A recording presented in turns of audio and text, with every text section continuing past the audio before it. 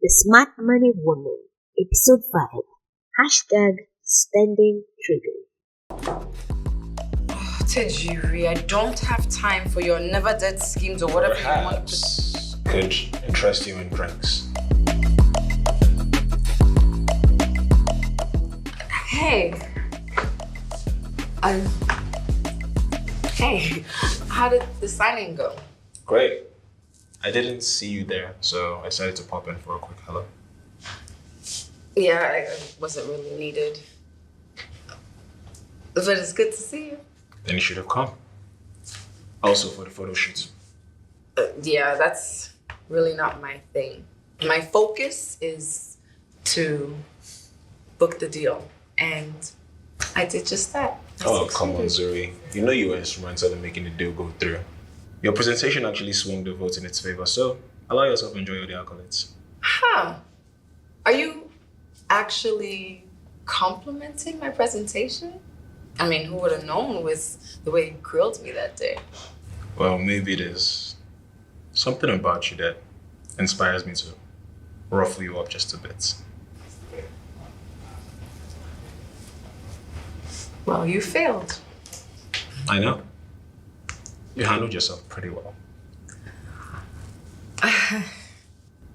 By the way, I came here to ask you to dinner.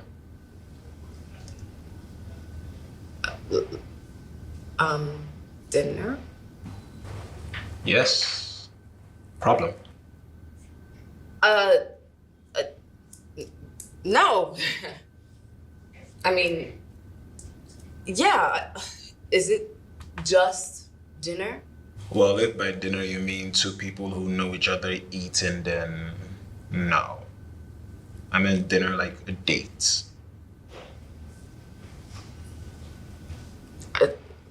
I'm sorry. I never got that vibe from you. I mean, you never asked me for my number or anything like that. So why are you asking me out now? No. Because now business is out of the way and I don't like mixing business and pleasure. But we are still in business. Your company and my firm, yes, but not me. I excuse myself from taking lead on this particular operation. Folake is in charge of that. Why? So you can go on a date with me? Yes. Also get to know you. Well, what will your girlfriend say? Girlfriend?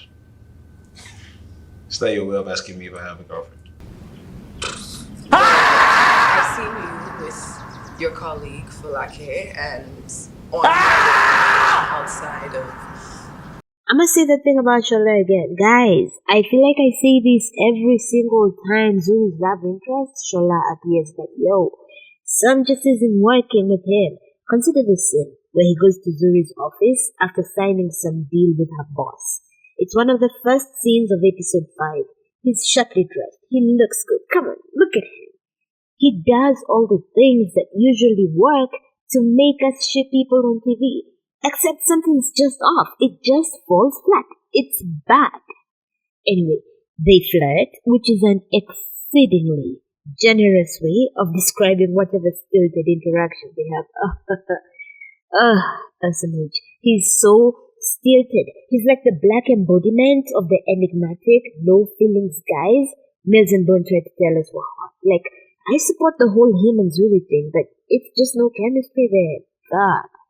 They just don't inspire hot feelings you should get when watching a budding romance. He asks her out to dinner, and an invitation out has never been so underwhelming, so uninspiring, so mind-numbingly boring. I swear on my third cat Ginger, I'm not exaggerating, I swear. If you're Nigerian and you have gist about what was happening there, holla at your girl, huh? Apparently, this guy Shola hooked Zuri up with some sort of financial consultant type person. Am I the only one who feels like they talk too much about finances? Like maybe other couples don't talk enough about it, but they overcorrecting. Every interaction they have includes them talking about money, and I know the show is about money, but still. Here's a fast voiceover of the episode. We've all been there. You make a pledge to yourself to take control of your money, and then our best laid plans are quickly disrupted by certain triggers. Triggers that can help us justify and rationalize the behavior with money that is contrary to the goals we've set for ourselves. Quote, we've all been there. You make a pledge to yourself to take control of your money, and then our best laid plans are quickly disrupted by certain triggers. Triggers that can help us justify and rationalize the behavior with money that is contrary to the goals we've set for ourselves. Hey, mommy. He asked me out. Who? Please say Shola. Yes, Shola. And we are going out on a date tonight. So what are you doing? Okay, well, I'm gonna leave my office at about 5 or 6, go home, take a quick shower. Quick shower, cue there. Zuri, do you know who asked you out on a date? See, after that day that we sighted him and I knew you liked him, I took the liberty of looking him up. Wow. Okay, and? And you are about to go on a date with one of the most sought-after bachelors in Lagos. See, no pressure, but we are pulling out all the stops. They are mad. Girl, you are very dramatic right now. Are you mad? Guys, remember, I'm on a budget. I don't spend much here. Guys. You look so gorgeous. Yeah. It's cute, but it's too girly. Isn't that what we are going for? You know, feminine, curvy. Well, it's not me, though. Exactly. Wait, are you more excited about my date or the stress? See, we have to finish up today. Have you seen the other women in Shola's past? Ooh. We know. But still, boy, you need to come, correct? You know this, right? Okay, but did you see the price tag? It's too expensive. I can't afford this. Sure you can. Or at least I can. Just ignore Tami. Look, even if this is not the dress, there's not much of money that is too much for this day. With Shola pre-wear. It's pre-worry. Whatever. No. You need to learn how to say rich people's names. Pre-worry. Pre-worry? Yeah. Say it. Pre-worry. It turns out Zuri is so stoked for her date, now she must spend the money. Apparently, Shola is a total Nigeria's finest, so Zuri has to bring her A game. So Zuri, Tami, and the ever-ready to shop Ladun go out shopping. Apparently, no amount of money is too much to impress an eligible bachelor like Shola. This implication that women have to do the most to impress men? She now has to do her nails, her hair, etc. That Shola fella, for sure, isn't anywhere worrying about impressing her. He's not getting any part of his body made up. He'll just likely shower, if that, and rock up to their date. Regarding all that spending Zuri is doing, she should have never called Tami and Ladun. They were just the wrong choice. They don't have concerns about money, and they love shopping. It's not that they're not supportive of her money cleanse and responsible money thing. They just can't do it. It's not them. Good faith argument. What? Why are you looking at me all judgy like that? Because I'm definitely judging you. And I'm disappointed. So I thought you were serious about budgeting and taking control of your life. Please, I beg. Don't tension this girl today. And you? I thought you were getting a loan to grow your business. I've been sitting down there racking my brain trying to figure out how to reorganize your finances. But apparently, you're not taking it seriously. Auntie, calm down. It's really not this serious. It's just a little bit of shopping. A little bit of shopping. A little bit.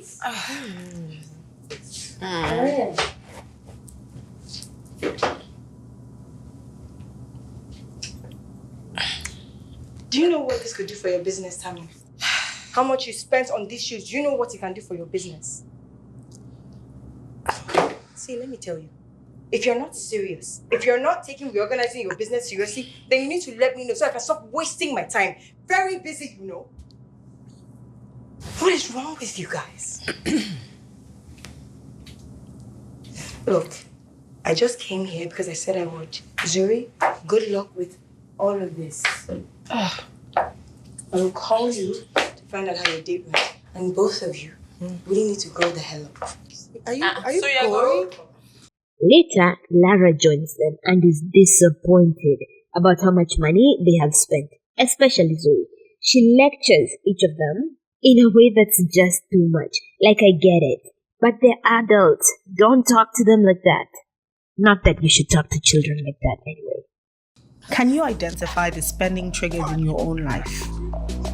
Sometimes it's your friends, sometimes it's an event, other times we've set unsustainable goals without acknowledging the money habits that come naturally to us. The monologue when Lara walks out upset is, quote, can you identify the spending triggers in your own life?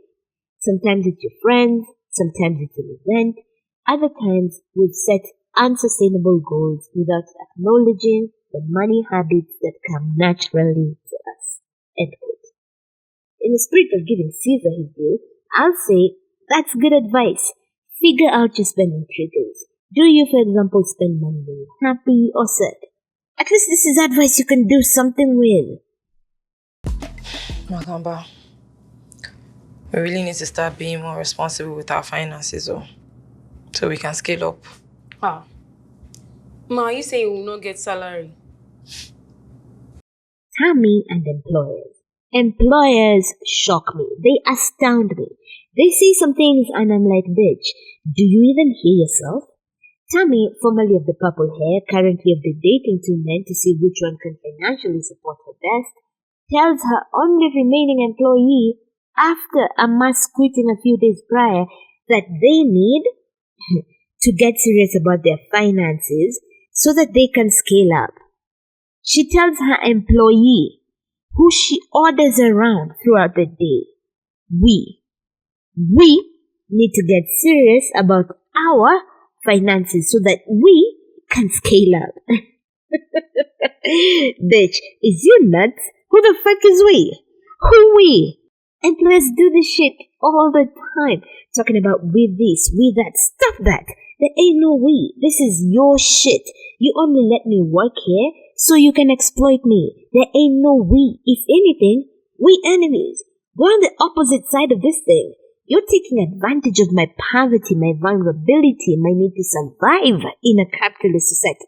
You're using me. Then you have the nerve to come out here and tell me about us growing this business, us reaching more markets, us being more financially responsible. Pulling that lie about the workplace being some sort of family. Fuck out of here, you miserable son of a bitch. Fuck you. There ain't no we in this thing. This woman has the nerve to tell her employee that they need to get serious with her finances.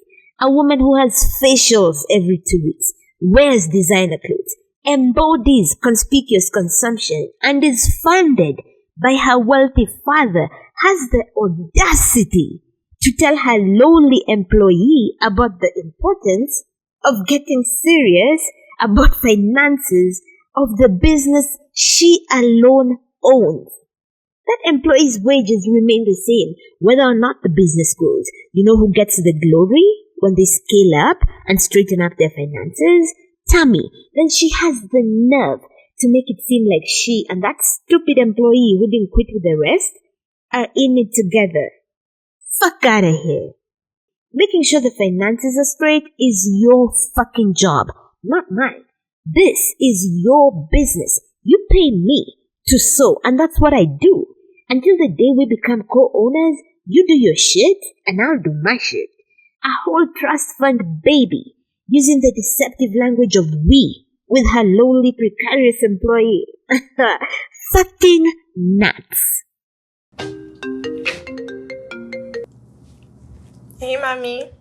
He asked me out. Who? Please say Shola.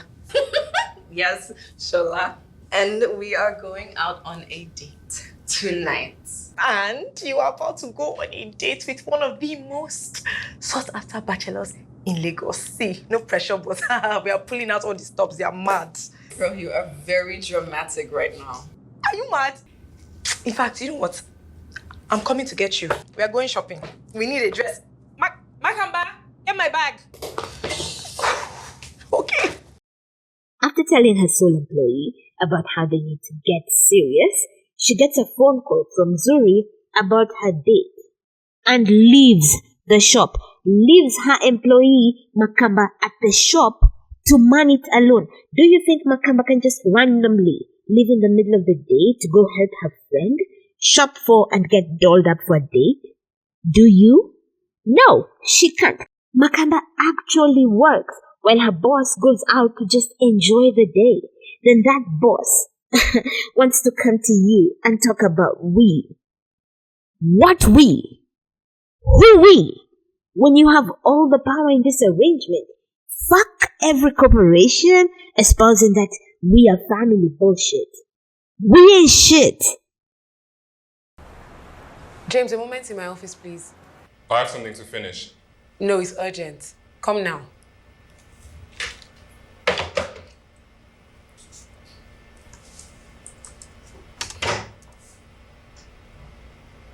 Perhaps you could knock? I would appreciate that. Well, I thought you said now. Anyway, I have a meeting this afternoon and I'm going to need the research on the tribunal we handled. Okay, I'll see what I can do. I'm juggling quite a few things at the moment, so don't count on it being 100% ready at the time. Sorry to barge in, but I have a few questions about the tribunal. Okay. Oh, James, how are you? Fine, thank you, sir. It's a good thing you're here because for the meeting we have this afternoon, we will need some research on the tribunal. Okay. So any chance we can have it ready for, say, 1? Oh, yes, sure. I'll get on it right away. Perfect. James, a second, please. I'll send you an email. You do that. Okay. What was that about? What about Mr. Adesuwa? I asked you to do something and I got excuses. But I'm doing it. Yes, after B asked you to do it. This is the issue that I have with you, Adesuwa. Huh? You and women like you who do not know how to talk to your male colleagues. Abba, you can't just be ordering me around like I'm your errand boy. What's that about? Do you know the problem I have with women in the workplace? Please tell me. Small power, small authority like this. And you must press it on everybody's head. Only God knows how you do at home. Look, I'm not saying this cause any trouble. I'm just giving you advice. You need to calm down. I have your type at home and she cannot be talking to me anyhow. I see. My sincere apologies. Better.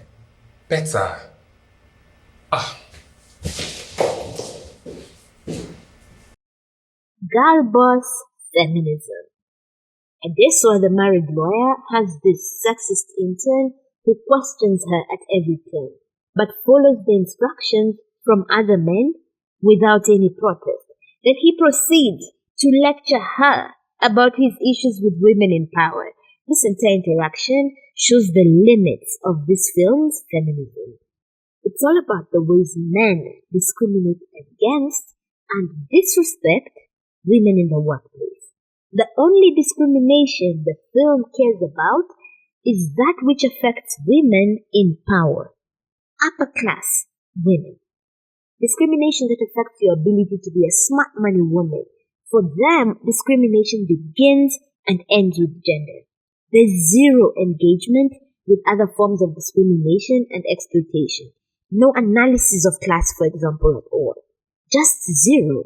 Still, we see that Adesuwa is a bad bitch, y'all. It also lists here that you volunteered with an NGO. Yes, ma. I volunteered with the Society Against Gender Violence and I... How can I help you, James? I was just talking to a few people outside and they said they're here for an interview. I was not informed. HR was. For what role? My paralegal assistant. But that's my job. Have you forgotten? What? You don't take instructions from women. I've been looking for a replacement for a very long time, and your blatant conduct this morning only confirmed what I suspected long ago. These interviews have been scheduled for a while. So please get out. I'd rather have an assistant who has no problems taking instructions from me. James, please call the next person on your way out. Mercy, we'll get back to you. Thank you, ma. She sets up interviews for a paralegal while her sexist paralegal is still working for her. He busts into one of the interviews and is like, why are there people outside saying they're here for an interview for the paralegal position? And she's like, 'cause that's what's up, boy. Then she's like, send the next one in, like a boss. Girl boss feminism for sure, but I still love seeing a sexist man brought down a couple of notches.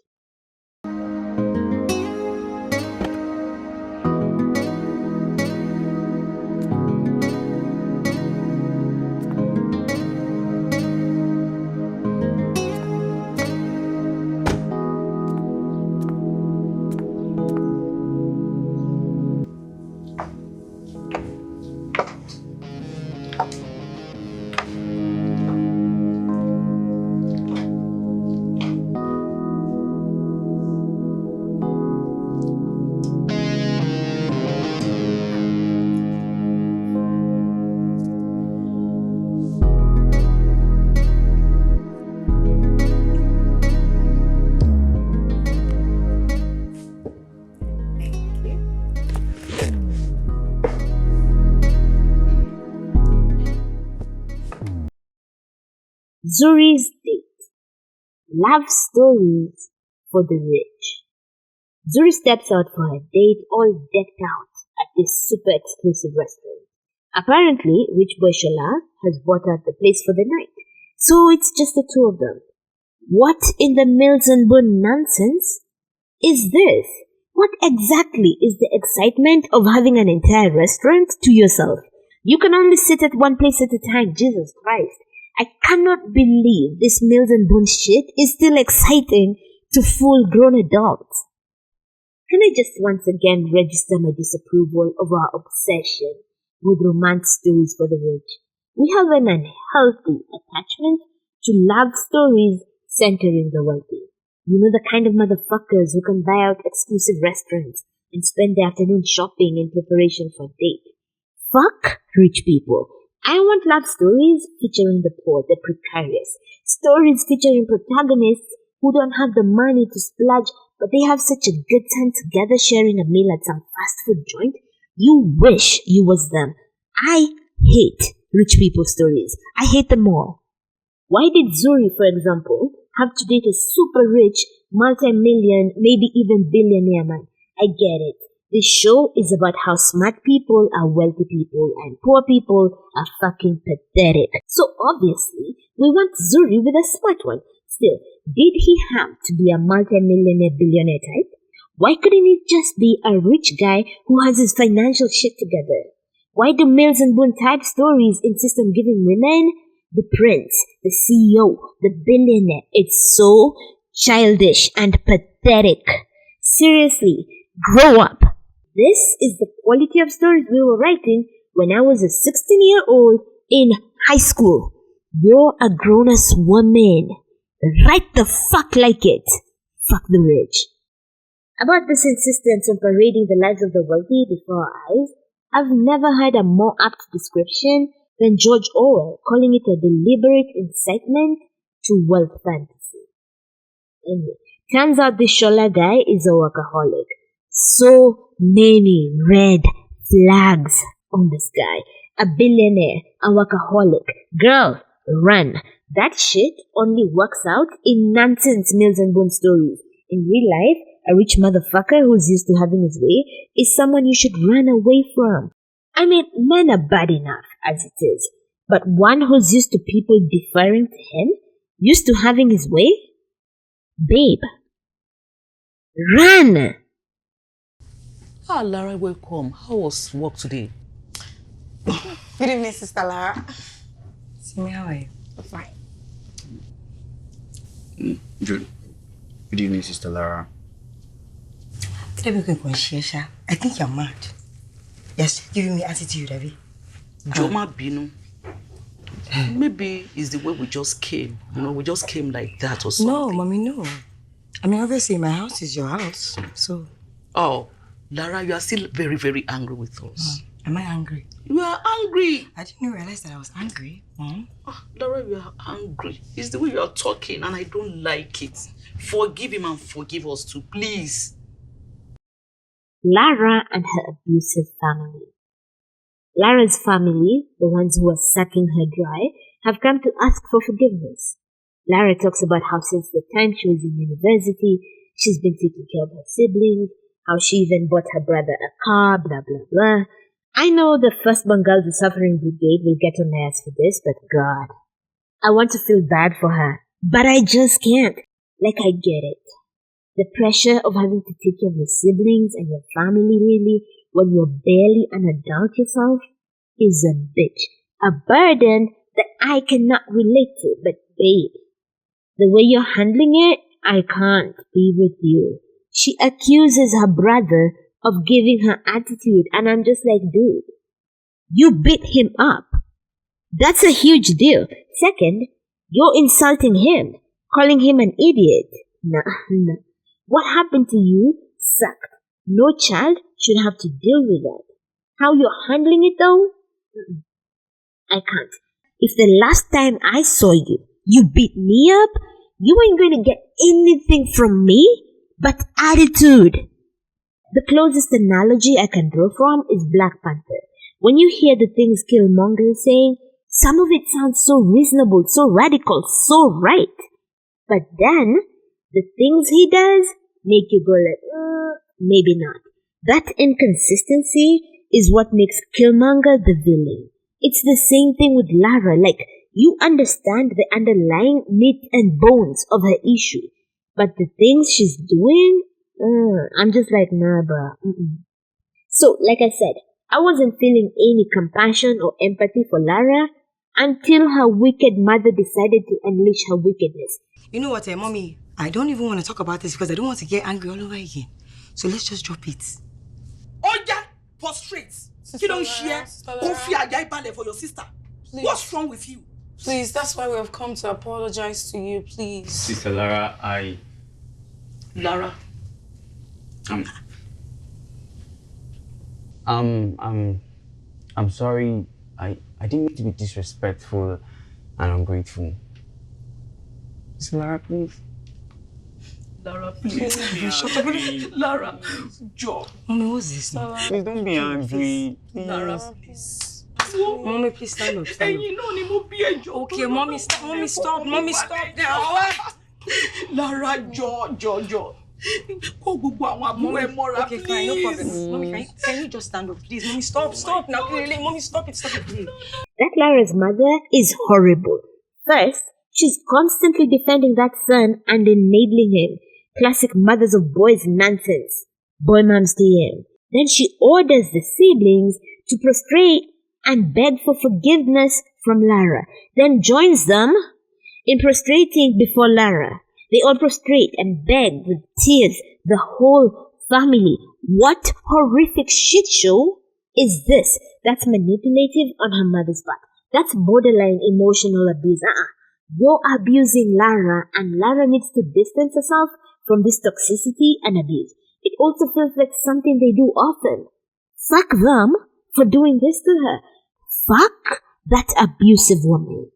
Jesus Christ. Lara does not deserve this. So now, Lara is out here begging her mother to stand up. Fuck that woman.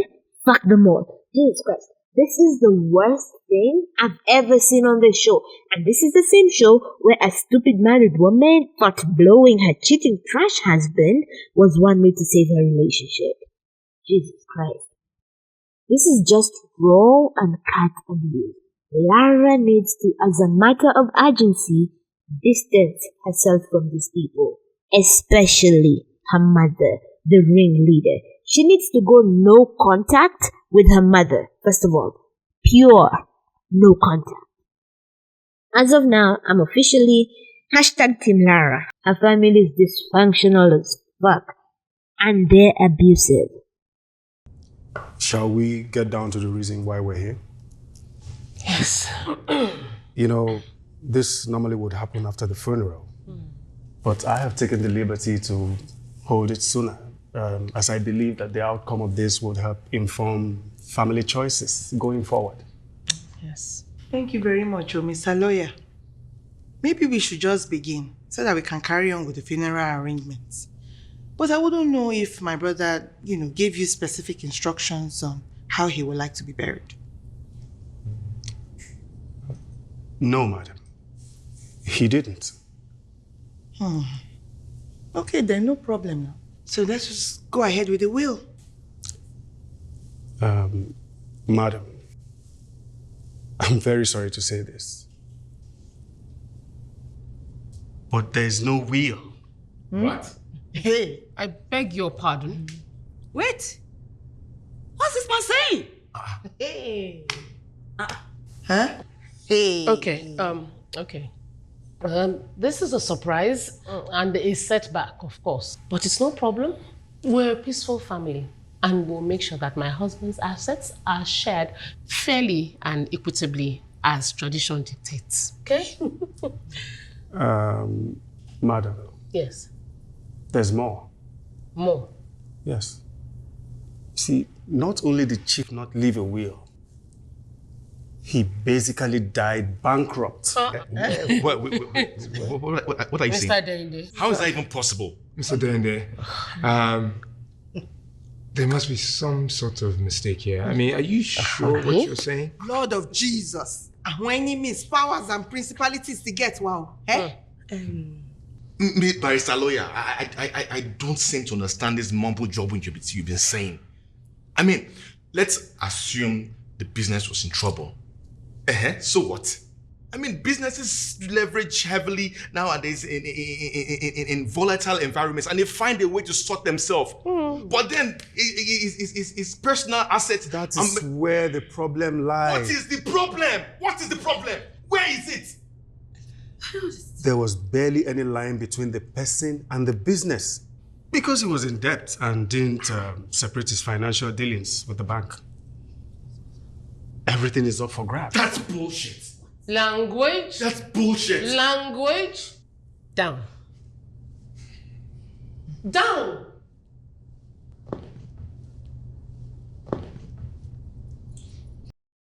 Ladun's father-in-law kicks it.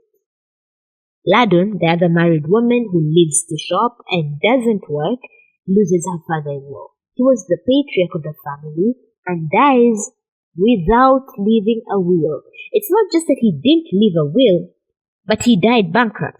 The family falls into disarray. Apparently, all the family's money was held in common. Like, even Ladun and her husband don't have any money saved on their own apart from the family's common pot. Craziest shit I ever heard. How? If y'all was rich and spending millions weekly on shopping, how do you just not have some money in your own account? Even just a little. This is nuts. Family dynamics are insane. One of the dead man's sons, I think, loses his shit when the lawyer says because there was no separation of personal and corporate finance, everything is up for grabs by the debtors. The dead man's business was heavily in debt. Upon hearing this, the son says, "That's bullshit." Then his mother's there saying, language, in the most annoying, most pretentious tone of voice. Plus the way she says, down, to him as though she were instructing a dog. Another perfect candidate for going no contact with. This insistence on policing people's language, policing their emotional responses to things, is too pervasive and it needs to stop. People choose to focus on language instead of the bigger issue at hand. This man is just learning that they could lose everything. And your problem is his cussing? I see this all the time when oppressed people speak passionately about anything. For example, a woman speaks passionately about the effects of misogyny and cusses in her anger. Then people decide to get stuck on that language. We're far too concerned about appearances, and that has to stop. Fuck. In other news, it's crazy how we've been socialized to be secretive with money. I started listening to this Kenyan podcast called the Joy Podcast, hosted by a couple. They talk about how they were socialized differently about money. The guy's family was a standard secretive thing, no open talks about money, no idea what your parents earn, etc. The girl, on the other hand, grew up in a house where it was all about openness. Their parents put their money together and the family discussed what to do with the money. She had access to her parents' accounts, etc. For their marriage, they've obviously chosen the second option, which wasn't easy to adjust to for the guy, but it's something he appreciates. Maybe it's not so much about succession planning, but about learning how to be open about money. Learn to separate our self-worth from our bank balance. I think a huge part of why people are secretive is because it's embarrassing. There was a whole year where I was working in IT support and earning such a pitiful sum, I couldn't talk about it. I remember talking to a friend and they said something like, how do people even live on under, I think it was 80K a month? And in my head, I'm thinking, how do I even say I don't even earn a quarter of that? Not even half of what you think is pitiful. About that time, my grandfather asked me how much I earned, and I told him 16,000. And he looked at me like, how are you even living on that? Can you have a future on that? And the answer is no. And I know that. And talking about it is embarrassing. It feels like a personal failure. For people who have money, there's this fear of people knowing how much money you got. I know someone who thinks children should never know how much money their parents have because then they won't work hard. It goes without saying, this is a rich person we're talking about. We're really weird about people knowing or thinking we have money and people knowing or thinking we don't. What a clusterfuck. Now, I don't know why rich people don't do the will thing, but I know why I haven't. I don't have shit to will to anyone. Plus, do you need a lawyer to make the will binding? Because if you do, you're looking at a girl who cannot afford such an expense. Side note, would they let me will shit to my cats? Let me know if you know Kenyan law. I have nothing more to say on the subject. Fuck the rich, abolish the family, abolish property and inheritance. Viva la Quinta Brigada. Some members of a Yoruba tennis club are planning to commiserate the loss of an esteemed member of our club, a former chairman for that matter. Ladu's father-in-law. Indeed. Chief Ashoni? I can't believe Chief Ashoni is gone. Very sad. A very jovial and lovely man. A brilliant member of the club. Yes, he was. But I know God will take care of his family. Kilafeshi. Daddy? Hello today. Quick random question. Do you have a will? Tami Lore. Otitu Bereo. You have come again. What sort of question is that? Look, my husband will not die in Jesus' name. He will live to declare the works of the Lord in the land of the living. Please, don't come and say negative things here. Death be tiba or will bow. I'm not saying anything. If I may, take it easy. Tami did not mean evil for us. But Tami, why did you ask? I didn't mean anything by it, but I'm just... Anything can happen at any time. Anything can happen, Babu. Look, don't invite trouble. Mom, please, I'm not looking for anything. But haven't you heard? The Ashoni family is in crisis. Indeed. We are planning to contribute money so that he can have a befitting burial. Exactly. This one is not about burial. What again? I have worked hard. Your allowances are still there. So you have a will? Ethical will? Èmi kò will. Èmi kò will. Will ti báwo? I've always worked hard for this family to ensure that you have a cover. So why do you worry? On Thursdays, I go and play golf. I play squash. I play tennis. And also have my health checked. Exactly. Me too, I'm learning how to swim. Yes. Daddy, I know you guys are very healthy and you'll be here for very long. I'm just saying. Saying what? Just stop there. Look, your friend's father-in-law just died. And the spirit of death is hovering everywhere. Please don't invite it here. Sorry, ma. Don't worry. I'll take care of you, Tami. I'll take care of you till when you get married. Don't worry. I'll take care of you, Tami. I'll take care of you till when you get married. Next, Tami. Tami goes home to visit her parents. When she asks her father if he has a will, he says no and tells her not to worry. He assures her her allowance will always be there and he'll take care of her until she gets married. What? Yani, you can just say this with a serious face. You move from dependence on one man to dependence on another. God forbid that nightmare scenario. Do you have conversations with your family about money? Are all the adults in the family aware of what assets the family owns and what debts the family is liable for? The closing monologue is about the importance of talking openly about everything, including debts, assets, insurance policies, etc. She asks, does your family talk openly about money, and do all the adults know the assets? I feel like these sorts of questions, this level of openness and discussions, are not possible in a society in which your sense of self is tied to your wealth. If you're only as valuable as your monetary worth, then you'll never have enough money, enough to be open about. If you're rich and your family members are not, maybe you can easily be open, though often there's fear that people will judge you harshly, expect more from you, and maybe even plan to take you out. If your entire family is wealthy, then financial openness is likely to trigger competition within the group. You ever seen those families where if one sibling buys the latest Mercedes, shortly after the other sibling buys the latest BMW?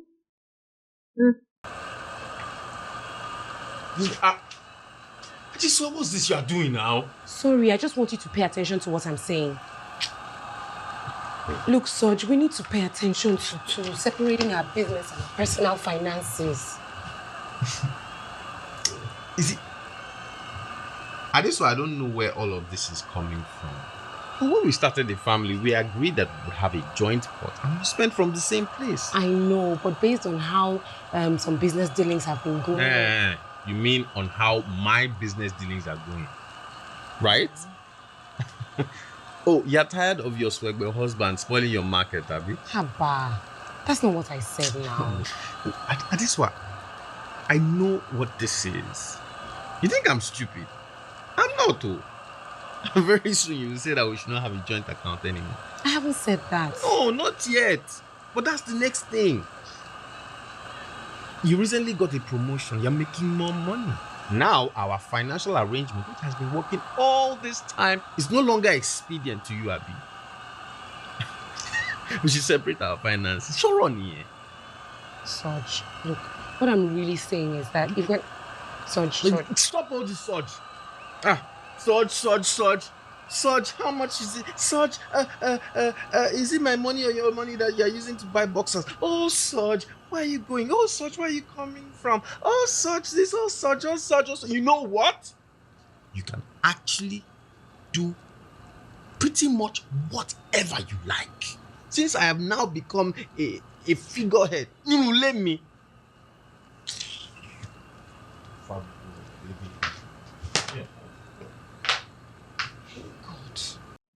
Adesuwa, again.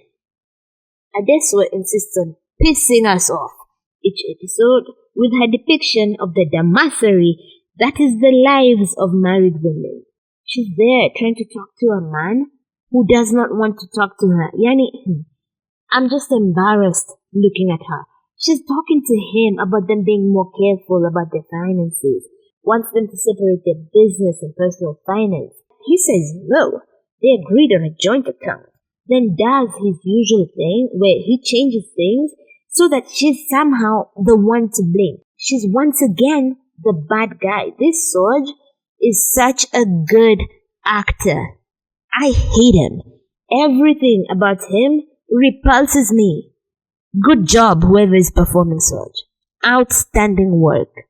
He tells her she can go ahead and do whatever she likes, since he's now become a figurehead in his own house and friends. We're reminded again why marriage is such a trash institution. This man is complaining that he is no longer the head of the house. Bitch, if you want to be the head of a house, go get your own house. And no, this is not a class thing similar to the no pussy for broke men thing, where a man is somehow an authority in the house only if he brings money. No, that's not what I'm saying. What I'm saying is, ain't nobody the head of any relationship I'm in. Fuck you and your head of the home bullshit.